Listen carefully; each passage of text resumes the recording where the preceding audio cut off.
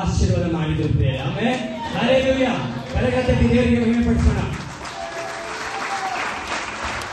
ಎರಡನೇದಾಗಿ ಯೇಸು ಸ್ವಾಮಿ ಆತನು ಕಲ್ವರಿ ಶಿಲುಬೆಯಲ್ಲಿ ಇರುವಾಗ ಆತನು ಹೇಳ್ತಾ ಇದ್ದಾನೆ, ನನ್ನ ದೇವರೇ ಯಾಕೆ ಕೈಬಿಟ್ಟಿದೆ ಎಂಬುದಾಗಿ. ಇಲ್ಲಿ ದಾವೀದನು ತನ್ನ ಕಷ್ಟದ ನಿಮಿತ್ತವಾಗಿ ಪ್ರಾರ್ಥನೆ ಮಾಡಿದನು. ಆ ಪ್ರಾರ್ಥನೆ ಪ್ರವಾದನೆಯಾಗಿತ್ತು.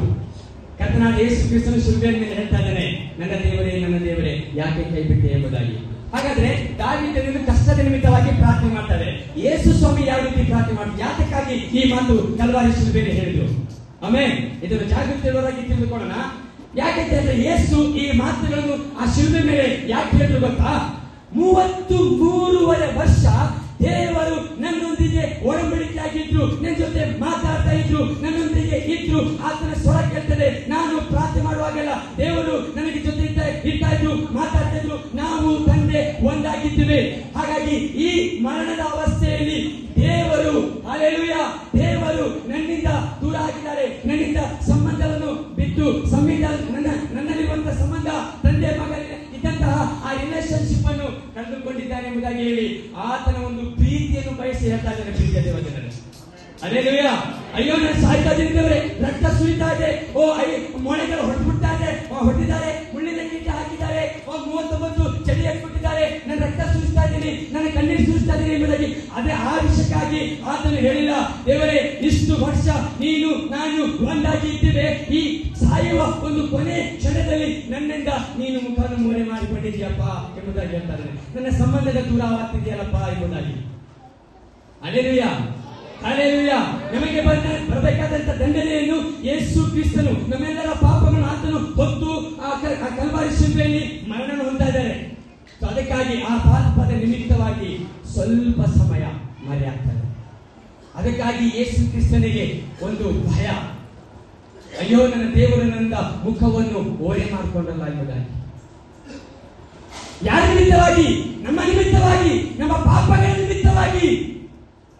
ಇದನ್ನು ಅರ್ಥ ಮಾಡಿಕೊಳ್ಳೋದಿಲ್ಲ ಕೆಲವು ಸಂದರ್ಭದಲ್ಲಿ. ನಾವು ಯಾವ ತರ ಹೇಳ್ತೇವ, ಬರೀ ದೇವರ ಹತ್ರ ಬರ್ತೇವೆ, ಕಷ್ಟ ಕಷ್ಟ ಕಷ್ಟ ಎಂಬುದಾಗಿ ಹೇಳ್ತಾ ಇರ್ತೇವೆ. ಆದ್ರೆ ಯೇಸು ಸ್ವಾಮಿ ಆ ರೀತಿ ಹೇಳ್ತಾ ಇಲ್ಲ. ನಮ್ಮ ಸಂಬಂಧ ಯಾಕೆ ಮುರಿತಾ ಹೋಗ್ತಾ ಇದೆ? ಹಲ್ಲೆಲೂಯಾ. ಆಗ ಯೇಸು ಸ್ವಾಮಿ ಗೊತ್ತಿತ್ತು ನಾನು ಸಾಯಲೇಬೇಕು ಎಂಬುದಾಗಿ. ಗೊತ್ತಿತ್ತು ಭೂಲೋಕದಲ್ಲಿ ಬಂದಿದ್ದಾರೆ ನಮ್ಮ ಪಾಪಗಳಿಗೆ. ನೋಡು, ಈ ಲೋಕದ ಜನರ ಪಾಪಗಳಿಗೆ ಸಾಯಲೇಬೇಕು. ಕಲ್ವಾರಿ ಶಿಲುಬೆಯಲ್ಲಿ ಈ ರೀತಿಯಾಗಿಯೇ ನಿನಗೆ ಶಿಕ್ಷೆ ಮಾಡ್ತಾರೆ, ಈ ರೀತಿಯಾಗಿಯೇ ನಿನಗೆ ದೂಷಣೆ ಮಾಡ್ತಿರುವುದಾಗಿ ಅಲ್ಲಿ ದೇವರು ಹೇಳಿ ಯೇಸು ಸ್ವಾಮಿಯನ್ನು ಕಳಿಸಿದ್ದಾರೆ. ಹಾಗಾಗಿ ಯೇಸು ಸ್ವಾಮಿಗೆ ಚೆನ್ನಾಗಿ ಗೊತ್ತು ನಾನು ಸಾಯಲೇಬೇಕೆಂಬುದಾಗಿ. ಅಲ್ಲಿ ಸುವಾರ್ತೆ ಪತ್ರಿಕೆ ನೋಡುವಾಗ ನಾನು ಸಾಯ್ತೇನೆ, 3 ದಿನದಲ್ಲಿ ಎದ್ದು ಬರ್ತೇನೆ ಎಂಬುದಾಗಿ ಶಿಷ್ಯರ ಸಂಗಡ ಎಷ್ಟೊಂದು ಆವರ್ತಿ ಕೂಡ ಹೇಳಿದ್ದಾರೆ. ಹಲ್ಲೆಲೂಯಾ. ಶಿಷ್ಯರ ಸಂಗಡ ಮಾತಾಡಿದ್ದಾರೆ. ಆ ಕುರಿತು ಸಾಯ ಕುರಿತು ಭಯ ಇಲ್ಲ. ಯಾರಿಗೆ? ಯೇಸು ಕ್ರಿಸ್ತನಿಗೆ. ತಂದೆಯ ಒಂದು ಒಡಂಬಡಿಕೆ ದೂರ ಆಗ್ತದೆ ಎಂಬುದಾಗಿ ಹೇಳಿ ಆ ರೀತಿಯಲ್ಲಿ ಮಾತಾಡ್ತಾ ಇದ್ದಾರೆ.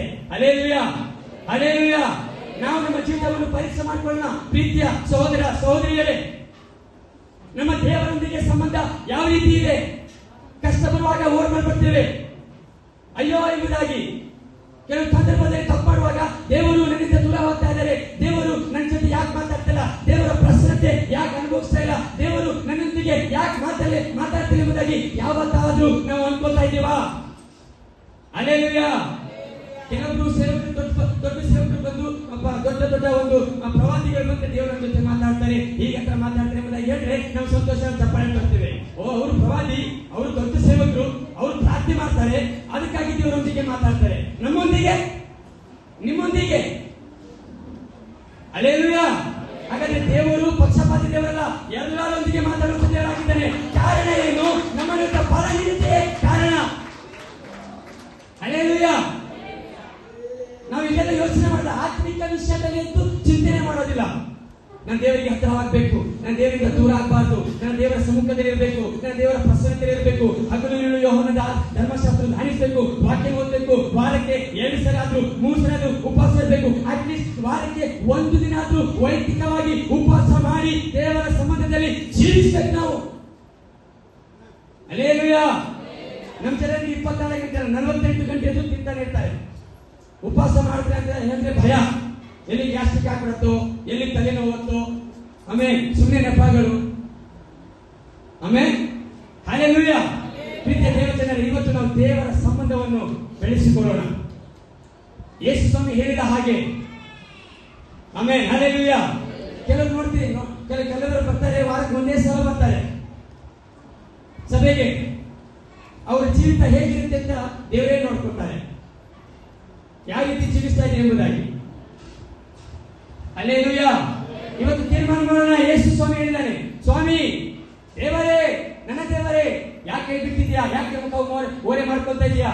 ನನ್ನ ನಿಮ್ಮ ಸಂಬಂಧ ಇಷ್ಟು ವರ್ಷ, 33 ವರ್ಷಗಳು ಚೆನ್ನಾಗಿ ಇದ್ದಲ್ಲ ಎಂಬುದಾಗಿ ಆ ದುಃಖದಿಂದ ಮಾತಾಡ್ತಾ ಇದ್ದಾರೆ, ವೇದನೆಯಿಂದ ಮಾತಾಡ್ತಿದ್ದಾರೆ. ಪ್ರೀತಿಯ ದೇವಜನರೇ, ಇವತ್ತು ನಾವು ಅರ್ಥ ಮಾಡಿಕೊಳ್ಳೋಣ. ಮುರಿದು ಹೋದಂತ ಸಂಬಂಧವನ್ನು ತಿರುಗಿ ತಂದೆಯೊಂದಿಗೆ ನಾವು ಕಟ್ಟಿಕೊಳ್ಳೋಣ. ಮುರಿದು ಹೋದಂತ ಸಂಬಂಧ ಮತ್ತೆ ತಿರುಗಿ ಕಟ್ಟಿಕೊಳ್ಳೋಣ. ಬರೀ ಕಷ್ಟ ಮೇಲೆ ಎಷ್ಟೋ ದೊಡ್ಡ ಕಷ್ಟ ಇದ್ರು ಪರವಾಗಿಲ್ಲ, ಇನ್ನು ದೇವರೊಂದಿಗೆ ಸಂಬಂಧ ಬೆಳೆಸುವಾಗ ಆ ಕಷ್ಟಗಳು ಪರ್ವತದ ಮೇಲಿನಂತೆ ಅದು ಕರಗಿ ಹೋಗುತ್ತೆ. Amen, hallelujah. ಅಲ್ಲಿ ವಾಕ್ಯದಲ್ಲಿ ಬರೆಯಲ್ಪಟ್ಟಿದೆ, ಸರ್ವಭೌಮ ಯೆಹೋವನ ಎದುರಿನಲ್ಲಿ ಪರ್ವತವು ಮೇಣದಂತೆ ಕರಗಿ ಹೋಗುತ್ತದೆ. ನಿನ್ನ ಕಷ್ಟಗಳು ಪರ್ವತದಂತೆ ಇದ್ದು ಅದು ಮೇಣದಂತೆ ಕರಗಿ ಹೋಗುತ್ತದೆ. ನಿನ್ನ ಸಾಲ ದೊಡ್ಡ ಗುಡ್ಡಗಳಂತೆ ಇದ್ದು ಅದು ಕರಗುತ್ತಾ ಹೋಗುತ್ತದೆ. ಯಾವಾಗ? ನೀನು ದೇವರಲ್ಲಿ ಇರುವಾಗ, ದೇವರೊಂದಿಗೆ ಒಡಂಬಡಿಕೆಯಾಗಿ ಜೀವಿಸುವಾಗ. Amen, hallelujah. ಅದಕ್ಕೆ ಯೇಸು ಹೇಳ್ತಾ ಇದ್ದಾರೆ, ತಂದೆಯು ನಾನು ಒಂದಾಗಿರುವ ಪ್ರಕಾರ ನೀವು ಒಂದಾಗಿರಿ ಎಂಬುದಾಗಿ ಹೇಳ್ತಾ ಇದ್ದಾರೆ. ಹಲ್ಲೆಲೂಯಾ. ತಂದೆ ನಾನು ಒಂದಾಗಿದ್ದೇವೆ, ನೀವು ಒಂದಾಗಿರಿ. ಆಮೆನ್. ಪೌಲನು ಹೇಳ್ತಾ ಇದ್ದಾನೆ, ಏನಂತ? ಕಷ್ಟವೋ, ಮರಣವೋ, ಖಡ್ಗವೋ, ಅನ್ನ ಇಲ್ಲದಿರುವುದೋ, ವಸ್ತ್ರ ಇಲ್ಲದಿರುವುದೋ, ಗಂಡಾಂತರವೋ, ದೇವದೂತರಾಗಲಿ, ದುರಾತ್ಮಗಳಾಗಲಿ, ಇದ್ಯಾವುದು ಕ್ರಿಸ್ತನ ಪ್ರೀತಿಯಿಂದ ನನ್ನನ್ನು ಅಗಲಿಸಲಿಕ್ಕೆ ಸಾಧ್ಯವೇ ಇಲ್ಲ. ಯಾಕಂದ್ರೆ ನಾನು ನನ್ನ ದೇವರು, ನಾನು ನನ್ನ ಕರ್ತನಾದ ಯೇಸು ಒಂದಾಗಿದ್ದೇನೆ ಎಂಬುದಾಗಿ ಹೇಳ್ತಾ ಇದ್ದಾರೆ.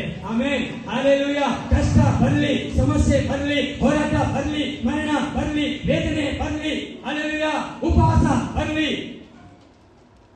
ಖಡ್ಗ ಬರಲಿ, ಮರಣ ಬರಲಿ, 5 ಸಾರಿ ಪೌಲನು ನಾವು ನೋಡ್ತೇವೆ. ಯೇಸು ಸ್ವಾಮಿ ಬಳಿ ಒಂದೇ ಸಾರಿ 39 ಚಳಿ ಇಟ್ಟು ಒಂದೇ ಸಾರಿ ತಿಂದ. ಆದ್ರೆ ಪೌಲನು ಬೈಬಲ್ ಅಲ್ಲಿ ಬರೆಯಲ್ಪಟ್ಟಿದೆ 5 ಸಾರಿ 39 ಚಳಿ ಇಟ್ಟು ತಿಂದಿದ್ದಾರೆ.